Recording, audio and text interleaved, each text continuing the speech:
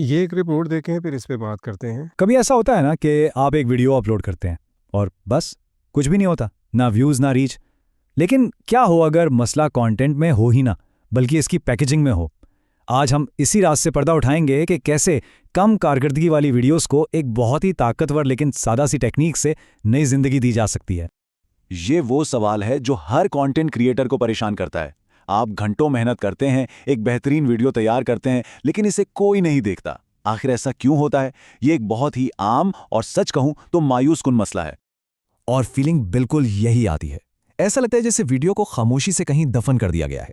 ना व्यूज़ हैं, ना रीच, और सारी मेहनत जैसे ज़ाया हो गई हो। ये एक ऐसा तजुर्बा है जिससे तकरीबन हर क्रिएटर गुजरता है। तो चलें इसको जरा समझते हैं। असल मसला शायद आपकी वीडियो के मवाद का है ही नहीं, मसला इसके टाइटल और थंबनेल में है, यानी इसकी पैकेजिंग में।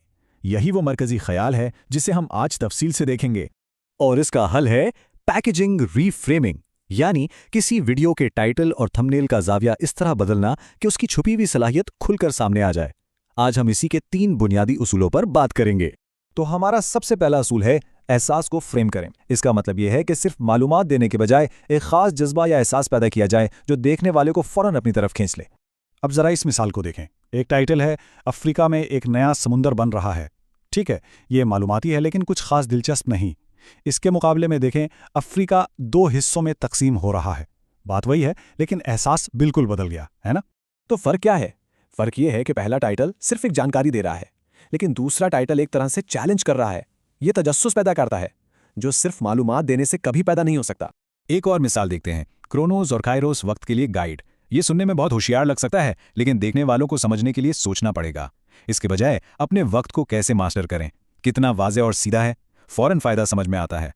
और ये बात सब कुछ वाज़ेह कर देती है कि लोग सोचकर क्लिक नहीं करते, वो एहसास से क्लिक करते हैं। पैकेजिंग का मकसद एक फौरी जज्बाती रद्दअमल पैदा करना है, ना कि कोई इल्मी बहस शुरू करना। चलें अब दूसरे उसूल की तरफ बढ़ते हैं। ये उसूल है हल को फ्रेम करें, यानी अपने कंटेंट को देखने वाले के किसी मसले के जवाब के तौर पर पेश करें। तो ये सोचने की ज़रूरत है कि देखने वाले असल में क्या ढूंढ रहे हैं। वो किसी प्रोडक्ट की नई खसूसियात नहीं ढूंढ रहे, वो अपनी ज़िंदगी के मसाइल का हल तलाश कर रहे हैं। इस मिसाल पर गौर करें। टाइटल है फिल्मोरा 14.3 में नया क्या है। ये सिर्फ उन लोगों के लिए दिलचस्प है जो पहले से फिल्मोरा इस्तेमाल करते हैं, लेकिन जब इसे बदलकर बेहतरीन कैपकट ऑल्टरनेटिव कर दिया जाता है तो ये एक अपडेट नहीं रहता, बल्कि एक बहुत बड़े मसले का हल बन जाता है।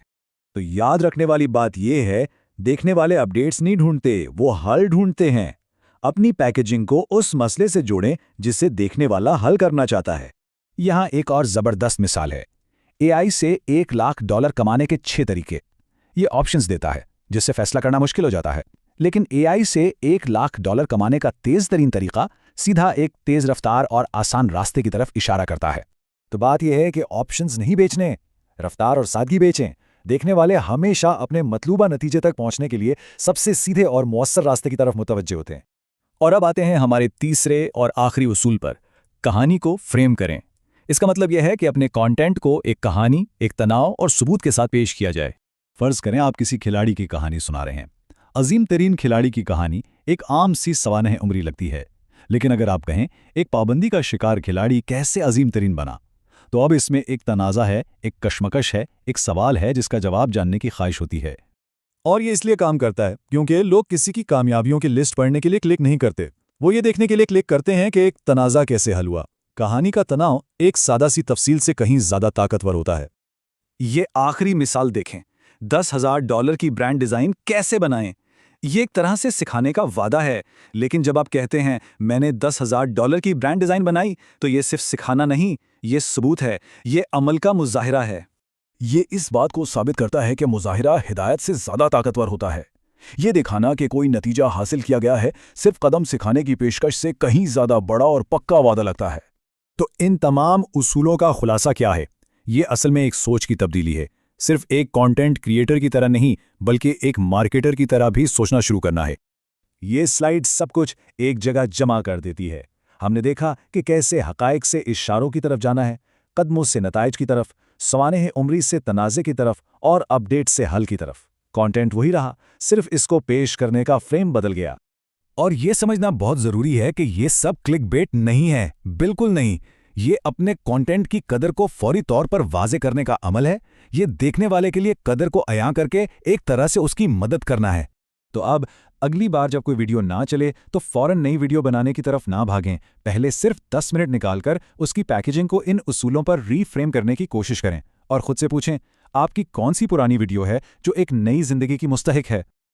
यूट्यूब पर अक्सर ऐसा होता है कि हम मेहनत से वीडियोस बनाते हैं लेकिन वो व्यूज़ नहीं लाती। ऐसे में ज़्यादातर क्रिएटर्स फ़ौरन नई वीडियोस बनाने लग जाते हैं। हालांकि असल मसला अक्सर कंटेंट नहीं बल्कि इसकी पैकेजिंग होता है। अगर टाइटल और थंबनेल को दुरुस्त अंदाज में रीफ्रेम कर दिया जाए तो वो ही वीडियो दिनों या महीनों के बाद अचानक ग्रो करना शुरू कर देती है। यानी आपको वीडियो दोबारा बनाने की ज़रूरत नहीं, सिर्फ इसकी पेशकश का ज़ाविया बदलने की ज़रूरत है।